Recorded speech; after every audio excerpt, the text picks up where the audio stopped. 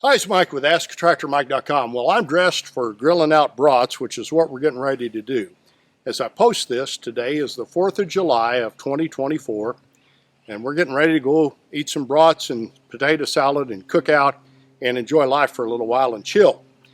But I wanted to do a video today because I normally do tractor videos, but if you've got a tractor, you've probably moved to the country. And if you've moved to the country, I'm going to tell you something you need to know today in case you have a grass fire. And this is a little topical with it being the 4th of July. What usually causes a grass fire in the country is dry weather, and we've been pretty fortunate with rain, but we're starting to get dry, but a lot of the country's in a drought situation. And if you got dry grass, and you got somebody flick a cigarette out of a car window, you got a grass fire. Or if you have a train go through and there's grass near the train tracks, that can start a fire. Or fireworks can start a fire. I'll tell you a personal story. A few years ago, my family bought one of those, I don't know what you call it, but it's a thing that, it's a candle that goes inside a bag, and you light it and it takes off. And it's kind of cool because it goes way up in the air and you can watch it and see it for miles.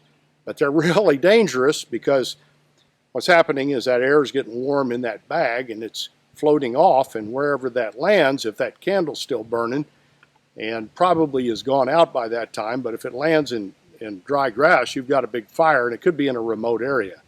And I'm sure that causes a lot of fires. And I'll never buy one of those again for that reason. But anyway, when I was a kid growing up on a farm, we had a sure way of fighting a grass fire, and it's the best way I've ever found. And I keep the grass fire fighting kit, this Ace Hardware bucket, with bags, burlap bags in it to fight fire.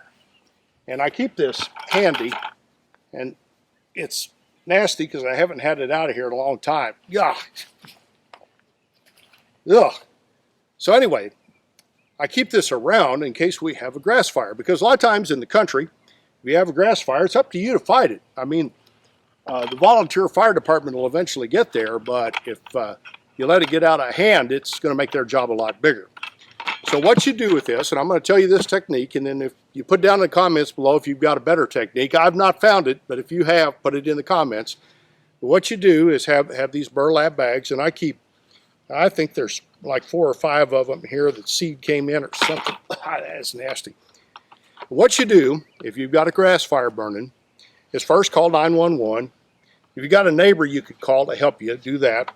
Then take your bucket, dump whatever's in there out of it, and then fill it about 2/3 of the way full with water from a hydrant, quick as you can.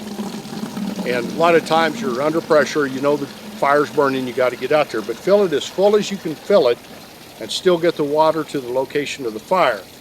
And then put your burlap bag or bags in the water and let them sit there and soak.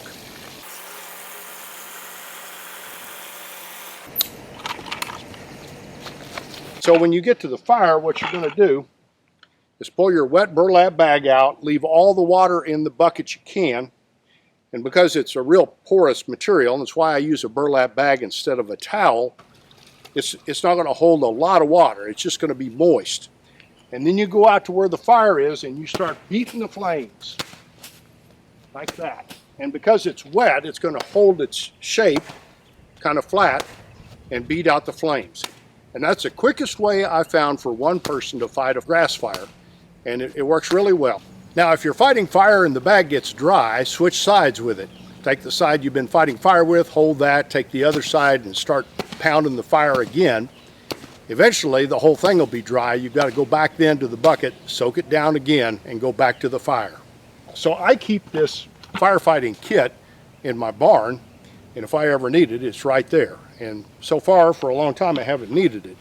But if you've got a fire breakout, and I've got that stupid vinyl fence that the guy before me put in, if you have a grass fire get around a vinyl fence, it doesn't end well because that stuff kind of tends to melt if it gets hot. So you want to control it as fast as you can.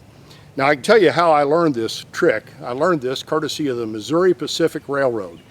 When I was a kid growing up, about 1.25 miles south of us was a Missouri Pacific Railway. And there were trains that went through there pretty much during the day and all hours of the night. And you get kind of used to it after a while, hearing the whistles and the kind of the roar. And the family that lived right on the track had like 400 acres down there, and I hauled hay off that for them, and their son and me were close friends. He was best man in my wedding, I was best man in his, and we were good friends. And in the 80s, it was dry in this area. It was dry everywhere around the country, but it was really dry here. And anytime a train went through, if one little spare spark went out, it would catch a field on fire, a hay field, which they needed to feed their livestock. And so I would get a call, get down here, we got a fire, and I'd hop in the car and drive down there with my bucket and my water, and we'd start fighting fire. Now, a couple of things about it.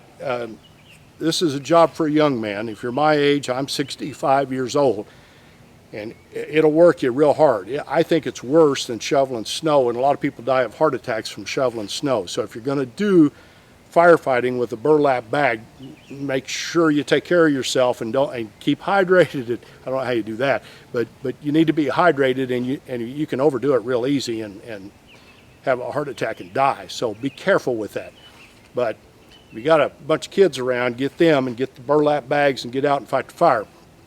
You can put out a pretty good sized fire in a short period of time, or at least keep it at bay until the rural fire department gets there. But that's the best way of fighting fire I found on a farm. If you got a better way, put it in the comments down below. Appreciate you watching my videos. I'd be honored if you would subscribe to my YouTube channel. You can do that by clicking the mic face icon and checking the bell so you get notified when I post future videos. Here's a link to my website and the Tractor Fun Store with cool things for sale for the tractor owner. It helps support my channel. Here's another couple of videos you might want to watch. Happy 4th of July, America. Thanks for watching.